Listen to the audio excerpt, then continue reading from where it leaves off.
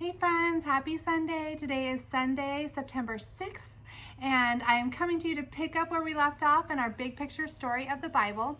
So if you guys remember, in our story last week, the Israelites completed the temple and the wall, and so they were back in Jerusalem and they were rebuilding. But a lot of the Jews stayed in Persia, and our story is going to pick up today with one of them who actually became the queen of Persia. You guys are probably familiar with this story. But before we start, I want to remind you of what our big picture question and answer is. So our big picture question is, does God keep his promises? And we will find that yes, God is always faithful even when we are not. And we see that over and over in the lives of the Israelites and the Jewish people and in our own lives. And we're so thankful that God continues to be faithful. So you can follow along with us in Esther chapters 1 through 4. Esther is a book in the Old Testament before Psalms. Remember, Psalms is that big book? Go back, Job, Esther, chapters 1 through 4. So when Cyrus was king of Persia, he sent some of God's people back to Judah to rebuild the temple in Jerusalem. God's people were called Jews because they were from Judah. Though some Jews returned to Judah to rebuild the temple, many Jews were still in Persia when Artaxerxes became the new king of Persia. So we have another new king of Persia. When the king's wife did not listen to him, he decided to not let her be queen anymore. The king of Persia needed a new queen, and he chose Esther to be his queen. Esther was very beautiful, and that's why he chose her. She was a Jew and had been raised by her cousin Mordecai. Esther did not tell the king that she was a Jew.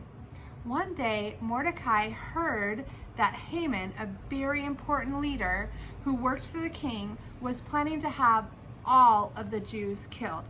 Mordecai was upset. He was a Jew. He did not want the people he loved to be killed. So Mordecai and all the Jews cried. As a matter of fact, think of it as weeping and wailing and just loud, just tears.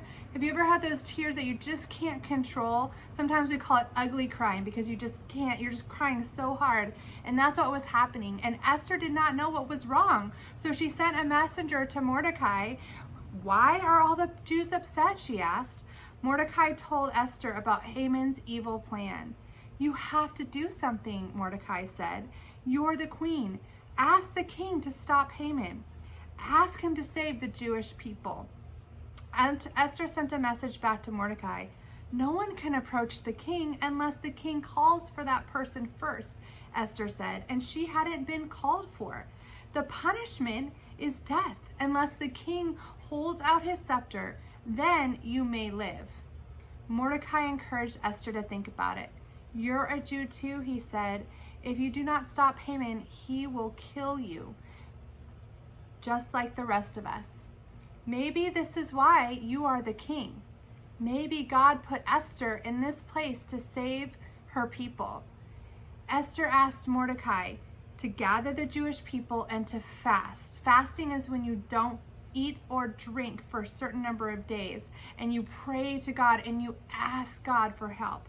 And so they fasted for 3 days, and they prayed to God for help.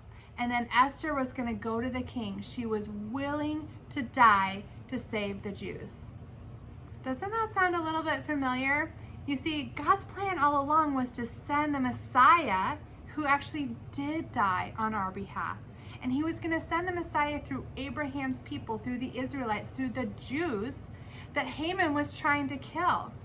And so God had made this promise that the Messiah was going to come through the Jews, and he's faithful to his promise. And so he provided Esther to rescue his people and make a way for his son Jesus to come in the world, who would eventually rescue us all from our sin. And Esther was willing to die, just like Jesus was willing to die.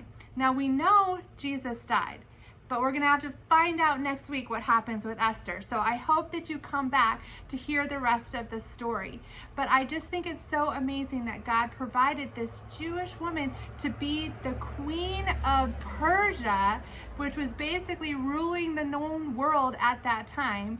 And she was bold enough to go before and to tell the king, please don't kill my people. So we're going to have to find out what happens. I want to remind you guys of our new memory verse. Our new memory verse is Lamentations chapter 3 verses 22 through 23. This is also in the Old Testament. This one is after Psalms, towards the New Testament. So start at Psalms, work your way towards the New Testament. These are the words.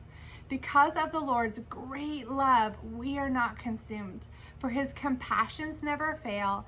They are new every morning. Great is your faithfulness. I just hope that you practice that you put it in your heart and memorize it.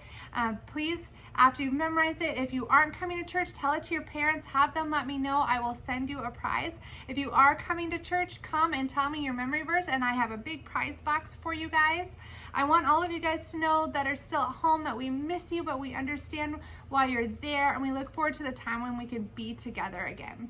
So I do have a craft for us today to help us practice what we've learned, and so we are going to make a crown to remind us of what we have learned today. So what I want you to do is take a piece of paper, fold it in half, and I want you to trace on it what you want your crown to look like. So the bottom part is not the folded part, it's this part.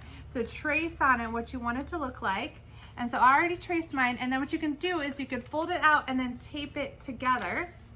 So it makes it so it's mirror image, so it's the same on both sides.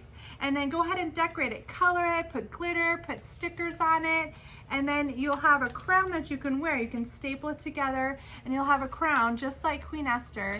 And you can be reminded that God uses people like you and me to fulfill the promises, because he is faithful to fulfill his promises, and he uses people to do that, just like he used Queen Esther. So I hope you come back next week for the continuation of our story to see what happens with Esther, whether she lives or whether she dies. And I hope you have a great Sunday. Bye.